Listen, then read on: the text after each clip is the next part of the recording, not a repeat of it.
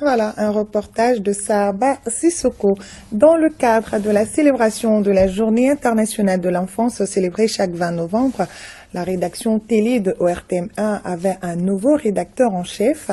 Pendant quelques heures, Aruna Ibrahim Traoré, membre du Parlement des enfants du Mali, a pris la commande de la rédaction. Il a présidé la conférence de rédaction, géré le chronogramme et coordonné les reportages.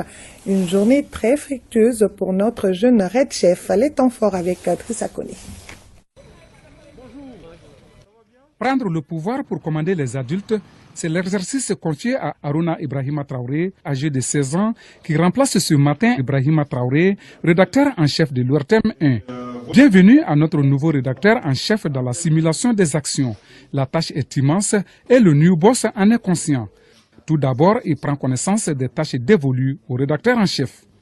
À l'ORTM ici, nous travaillons essentiellement sur l'institutionnel, des activités politiques, l'événementiel. Aujourd'hui, par exemple, nous avions une trentaine de reportages à gérer. Imaginez toutes les tracasseries pour pouvoir coordonner tout cela.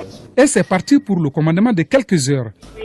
S'il vous plaît, vous pouvez faire venir Awa Makamara. Il faut tout d'abord vérifier si tout se passe comme prévu. C'est-à-dire le conducteur du journal de 13 heures, gérer les reportages inopinés et diriger la conférence de rédaction qui se tient tous les jours ouvrables à 11 heures. À la conférence, il ordonne les prises de parole et pose des questions sur les timings des éléments et les dossiers en souffrance. Visite surprise du directeur général accompagné d'une délégation de l'UNICEF en pleine conférence. Je suis venue vraiment remercier l'ORTM et les partenaires, c'est de longue date. Et surtout, je vois aussi le genre représenté. Donc, je vous encourage et vous remercie. Et puis, encore une fois, c'est la journée pour les enfants et donc leur espace pour eux. Fin de la conférence, le jeune rédacteur se rend chez le directeur de la télé pour l'informer du conducteur de 13 heures. Il faut faire le suivi, il faut voir avec la salle. Au niveau du studio aussi, de faire très fort. Ensuite, à la salle d'assemblage pour s'assurer que les éléments programmés sont disponibles avant de rejoindre le studio de présentation pour le journal.